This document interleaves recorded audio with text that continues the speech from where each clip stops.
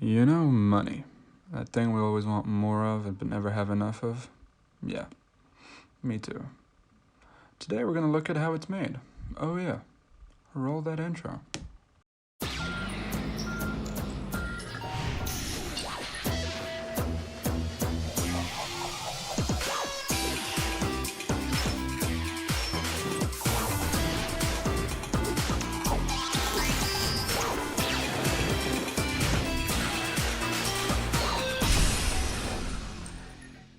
Canada is one of the many countries that has embraced the technology and switched from paper to plastic bills. The plastic bills don't tear, scratch, get wet,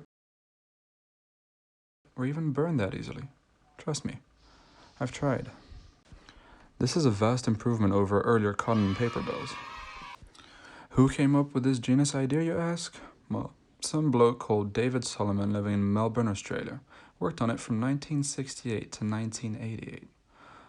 Faced with a short lifespan of the banknotes, the Australian government decided to find an upgrade, hence this 20-year-long project. The rest, as they say, is cash money. Now back to Canada. Our government was a bit late to the party. Starting in 2011, we started to switch out some of our banknotes to plastic and reduce production of the old ones. And nowadays, it's actually quite rare to spot one of the antiques out in the wild.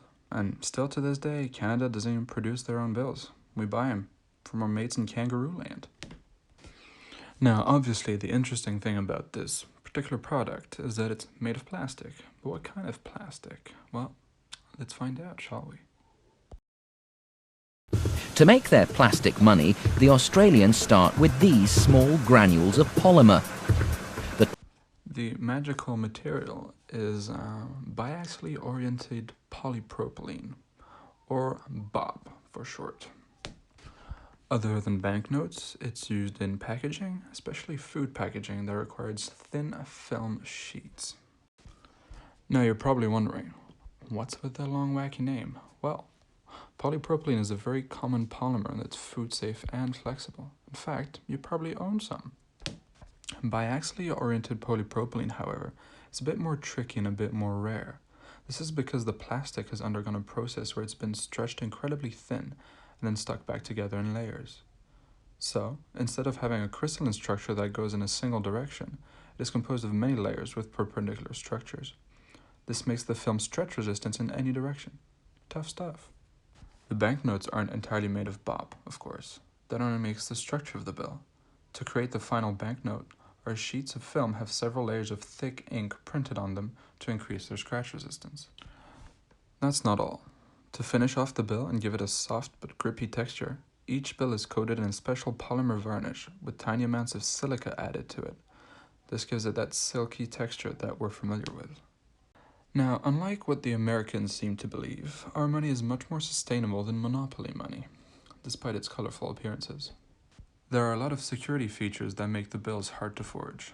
Things like the metallic portrait of the Queen, transparent text, tiny text, hidden numbers, see-through windows, and frosted areas that make it incredibly hard, if not impossible, to reproduce without state-of-the-art technology, which isn't available to the public.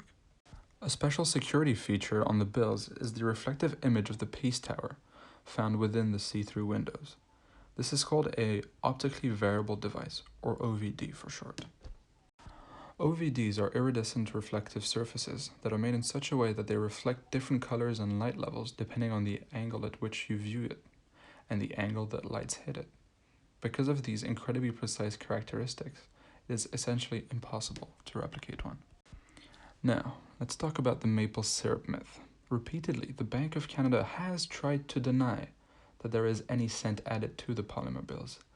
But there are so many people that believe it to be true, including perfume experts.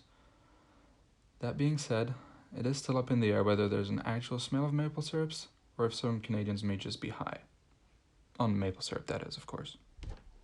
Well, how are Canadian plastic money made then? Get to the point.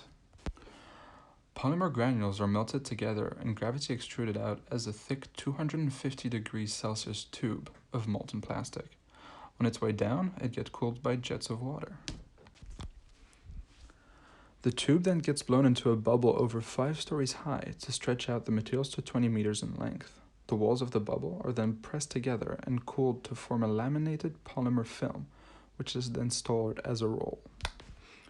The film is then given a white color using a special paint and a press to ensure that it won't rub off.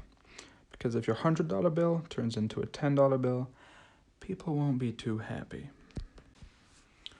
In the windows left by the paint machine, a laser engraves an OVD, the counterfeit-proof image we talked about earlier.